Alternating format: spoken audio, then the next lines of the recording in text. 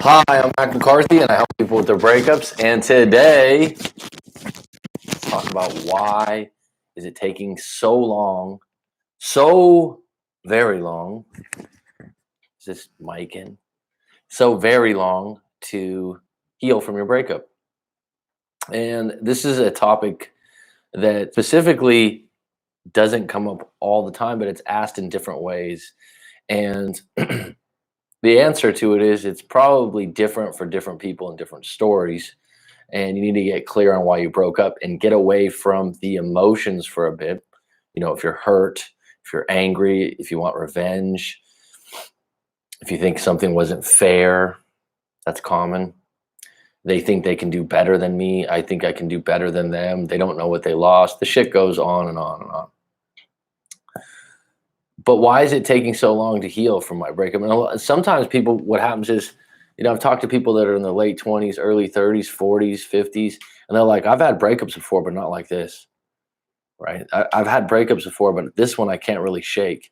Well, it probably has to do mostly with the story you're telling yourself, but I'm going to take it a step further. And I talked about this a lot on this show, and I've talked a lot about it a lot in the 700 plus videos on this channel. Environment. And what you're overlooking this part of the healing. A lot of times you're looking at what your ex did, what you did, what you regret, what they're going to regret, how things went down, how you should have said sorry, you should have done this, you could have done that, how they're so happy with someone else. But the reality is, what environment are you living in now? An environment counts for a lot of where your happiness comes from, a lot of where your joy comes from, your excitement, your monotony, if that, your sadness. And in my book, I have a whole chapter on this, and I'm going to touch on bits and pieces of it in this live stream, because it's a really, really important chapter to your recovery, and realizing that, and people don't realize it a lot of times because they're constantly looking at the relationship, but they're not looking at where they're at right now, present moment. And if you're not happy with your job, you're not happy with other things. Okay.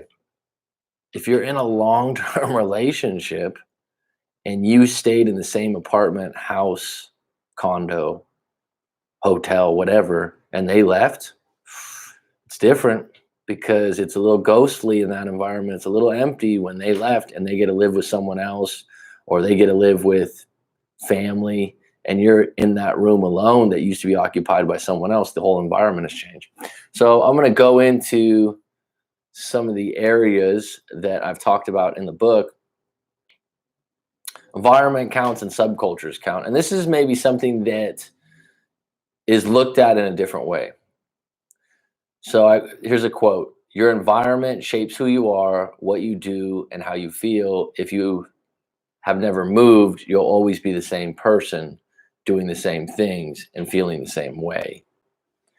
If I've talked about this before, I'm talking about it again because I think people overlook it again and again and again. And here's a little different spin to the whole thing. Subcultures are cultivated by environments they live in. Now, how often are you looking at the subcultures you're a part of? Think about that for a minute. We have all these things about racism and stereotyping and different things like that. No, let's think about subcultures. There is a surf culture for surfers. There's a country western music subculture for that group. There is a basketball subculture. There is a hunting culture. I mean outdoorsmen. And the list goes on. And all these little subcultures foster environments with groups and areas that help those subcultures grow. And what's interesting is when you look at yourself as an individual when you're out of the breakup, if you kind of look at, okay, what am I a part of? This is a really good question. What am I a part of outside of this relationship? Because the people that have the most trouble, myself included in the past, is getting away from the fact that your relationship in itself was defining you in some ways. It was taking 80% of your time, 80% of your thoughts, 80% of your wishes and your hopes. And if you were in a marriage and you had kids and you had a lot of things bonding you together like a mortgage, I get it. I understand. I'm not against that. But what you do need to do at some point in the healing process, and this isn't about you getting down on yourself because you've been taking a while to heal, because I'll tell you, every relationship's different. It all has its own twists and turns, different nuances. And there are some people it's going to take some time.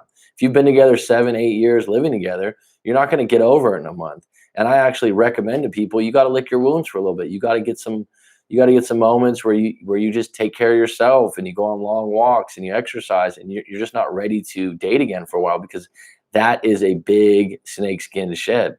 And you're allowed to have a healing process and a healing time. And like I've said often, if you went to the doctor and you sprained your ankle, the doctor would say, hey man, you got to stay off this for 6 weeks. And you might go, well, I can. Well, it's kind of like that with a breakup, but no one's going to give you that diagnosis. It's like, you got to lay off anything heavy on the heart for about 3 months, 6 months. And I get that, right? But sometimes people are like, oh, it's been a year and I still think about them all the time. It's been 2 years and I can't get them out of my mind. That means that there's a problem with your environment, and there's triggers within your environment that keeps tickling that string of, ooh, we used to go to that restaurant. Some people do this. They're like, oh, I keep going back to the restaurant or the beach we went to, and I can't get it out of my head how great things are. Don't go there. What? It's a great memory. Well, I mean, you can do it for a week or a month or something, but why would you want to bring up a memory that brings you some sort of pain, and you keep rewinding it and feeling loss at the end of it? Take some power over that. But where I'm going with this is the subcultures you're involved in. Some people might think of it as hobbies, but I think of it a little bit differently. It's even like, look at writers, right? Someone that's a writer, they have a subculture. They hang out at coffee shops. They tend to go to writers' workshops, okay?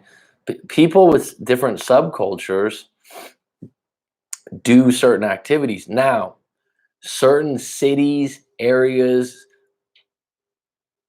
I don't know about countries, but I'll say cities or towns are going to foster those environments better for different people. This is why people go to LA or Hollywood when they want to be an actor or an actress, right? Now, if someone wants to surf, they need to live on the coast. They can't live in Nebraska. They just can't. They can, but they're going to be missing a piece of who they are, a subculture that they're a part of that they really enjoy. Now, here's what you do with these subcultures, these mini identities that you take on as part of your life, and you get some joy and you get some excitement out of it, and you have some importance and significance within this group. For example, if you're someone that likes to go fishing, and I used to like to go fishing quite a bit, and I just don't do it anymore. I haven't done it for a while, but anytime I do go, I do enjoy it. And I consider myself a decent fisherman because I did a lot of it when I was young. I know how to tie a fishing knot. I know how to handle a fish. I know how to run the drag. If I go with friends and they've never gone fishing before, I look like a genius. If I go with a world-class fisherman, I'm like, hey man, what do you want to put on here? So I'm like, novice to mediocre. But my point is, when you're single again, you really want to go through some of those things you like, some of those subcultures that you were a part of, and you go, wait a minute, do I want to revisit that as a bigger part of my life now that I have more time and I'm single? And will this kind of activity or this kind of thing bring me joy again? And it's something I didn't do when I was out of a breakup. I didn't really take inventory of it, but I do believe, and tell me in the comments below if you watch this video later on, if you think that would be a good thing to look at in your life. What are things that I'm good at? What are subcultures that I'm a part of? And where do I want to maybe birth a new subculture, right? So it's like a lot of people go, yeah, I'm going to join the gym. Okay, that's great. I mean, there's a subculture at the gym.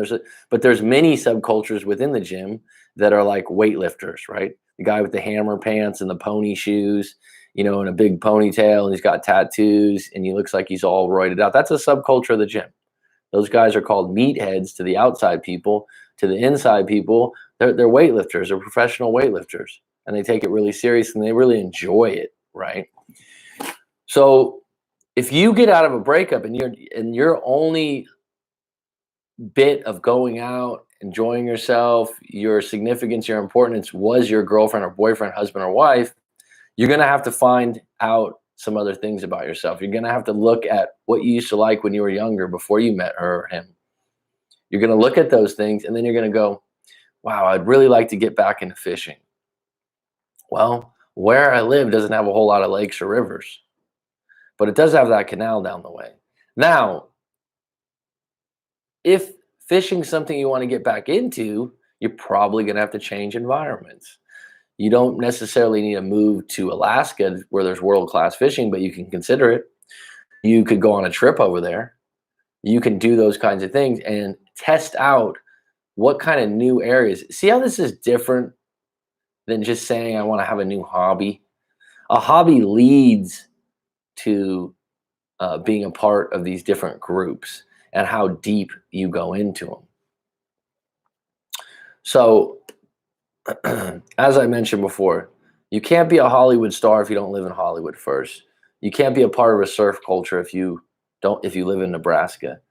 You can't have a startup, like what I say, an internet startup living in Maine. Maybe you can, but you'll have to fly to the Bay Area at some point, to the Silicon Valley probably. And one thing I mentioned, have you ever watched the Discovery Channel and wondered how these animals became who they are and what they are? Right? Discovery Channel is really popular. It's called evolution. Read up on it. And evolution occurs by changing your environment. Then when you're in a new environment, you find the favorable characteristics that line up or you develop them. My thing is humans have the ability to change their environment every time they want, right? They have that ability that they can literally change their environment. So here's a key part of it, key part of this chapter. Humans are part of the animal kingdom and we do evolve, but only if our environment encourages us to do so. Think about that for a minute. If you're stuck in comfort, you're in a place where you're thinking, something's not right. I can't get movement here. I can't get momentum. It's your environment, most likely. Societies have come to value comfort and safety at an all-time high. It sounds reasonable to value these things. However, if you feel depressed, lethargic, anxiety-ridden, or just like something's missing in your life, well, then there is something missing. You're right. You're correct. Stop asking the question. And you know what it is? Wait for it for a minute. Dun dun dun dun dun dun dun dun dun dun dun dun dun dun. Challenge, mystery, surprise, fulfillment. Here's another one. Contribution. Are you contributing to something? Are you growing with a group or an individual? Do you have significance in your life? Those are the things that cause you to feel sorry for yourself, to be in a bad place. At the root of many individuals' heartbreak is a deep dissatisfaction with themselves. If you're not happy with yourself, look long and hard at your environment. Does it foster and support who you want to be? Does it bring your soul fresh air and sunlight? In the past, humans were born in a region and lived there for most of their lives, right? Their parents and grandparents would pass on the ways to live in that environment. And really, it's all that person knew. Now we have the ability to move in a day, research the area to see what we need to do to thrive there, and get instant advice on what to expect. So the idea that you can't move because you have a decent to good job, that you can't move because you signed a 6-month lease because you can't move because the rent's really decent at this current place you're at, or you can't move because you're paying off your house and that's been a lifelong goal. Rethink that. Rethink that if you're at ground zero in a breakup and it's been a year, or it's been 2 years, or it's been 8 months. Rethink that. Or you don't, sometimes you look at it the wrong way, right? Because you're thinking to yourself, well, I own this house and I don't want to lose the house. Well, could you rent the house out? Well, I didn't think of that before, but renters always mess up the house. Okay, so if you didn't rent the house out, you could sell it. Well, I don't want to sell it because I think it'll go up in value. Okay, so then you look at the circumstances of selling and what you got, but then look at the fact, do you really like living there? Is it fostering challenge, mystery, surprise, significance? Is it a place that is encouraging you to be better, to grow? Or is it you saying, well, if I sit on this for the next 10, 20 years, I'll have a nice little nest egg.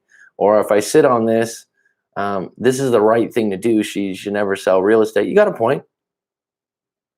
Or my family lives here and I don't ever want to leave where my family lives. You got a point. But if you're miserable, if you're not seeing any progress, at what point do you go, I got to get up off the mat and stop being a fucking victim and look at what my resources are? And one of them is, do I have the ability to maneuver, as the great Rollo Tomassi says in The Rational Male? Do I have some options here? Could I change my environment? If I change my environment, would that change my circumstances? If I change my circumstances, could that change my life? Would I evolve into something else in a new environment? Absolutely. If you're put in a place and you're forced to find a way to live there, you will. You will. But if you're in an area where you've found shortcuts, you found ways to get by, you found ways to overcome mediocrity and a lack of interest in pursuing excellence, pursuing, improvement, well then, why not move? Why not move to a new city, a new town, a new place? And I've had people that have done this and immediately they feel better. And within 6 months or 8 months, they feel really nice. And it directly corresponds with them moving to a place that supports who they are. Do you understand what I mean by that? There are places that you can live in that you go, wow, this just doesn't match up with who I am. And people have the ability to move now. Some people, you meet people. When I used to live in San Diego in Southern California, there's people from all over the world that come there because they want to live by the beach and they don't want to live in warm weather. So, surprise, surprise, right? And you meet these people and you're like, oh, I never wanted to stay in Indiana in the cornfields. It's not like some people don't love Indiana, right? Larry Bird went back there after being a millionaire, right? It's not that not everyone doesn't want to live there. The fact is, someone said, yeah, I think I would like living by the beach in really warm weather and taking a shot at that because where I'm living now is not nice. And this doesn't take brain science to do it. It's never been easier in the history of time to make a move, change your environment. And when you do, the thing that will fuel you in the change and the move is you saying, wow, this is really going to help out some of my goals. This is really going to, turn the needle, right? Because the place I'm at right now, and I'll go back to this as a breakup. If you're in a mode where you can't get out of the breakup dungeon, take a look at your environment. Take a look at the subcultures you hang out with. Take a look at what your interests are. Can you move somewhere that really helps that out? I had someone in a live coaching session. This is about 6-7 months ago. They owned a house with their partner. They weren't married, but they had been together 6-7 years. The house was very expensive. It was a house that she loved and had a big attachment to, and the house was going to sell no problem. She was having a lot of trouble with that. letting go of the house as part of the relationship and the relationship overall. And I said, hey, look, I know it's tough, but you have to do it. You don't really have a choice because of the circumstances. This isn't negotiable. You're going to have to sell the house, right? So you can't really get around that part of it. But why not embrace the fact that look at the coolest place to live, the place that excites you the most, the place that creates the most convenience for the lifestyle you want to live. If you like eating out regularly, go to the place downtown, and maybe you have to live in a studio apartment with hardwood floors and a nice view, and you no longer have the 4-bedroom, 3-bath house, but you're in a better area that might, just might, foster a bit of happiness and excitement. And she actually listened to me and went and did that. She went out and got some roommates, moved to an area of a city in Australia that was vibrant and cool. And I could tell she was still hurting. It didn't cure everything. She had a plan, but she was excited to live in a cool area. And after she thought about it, she was like, wait a minute, you know what? This is an opportunity to live somewhere that I've always liked that area. And now I have a reason to move there. And before you can do that, you got to make room for the adjustment. You got to make room for the move. And once you do, it's nice. And if it doesn't work out, most of the time you can go right back to where you were. It's usually not hard to get what you already have or had.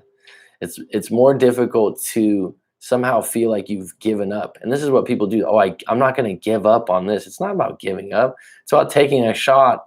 It's about looking at something and going, wait a minute, if this worked out, this would be a lot better lifestyle, right?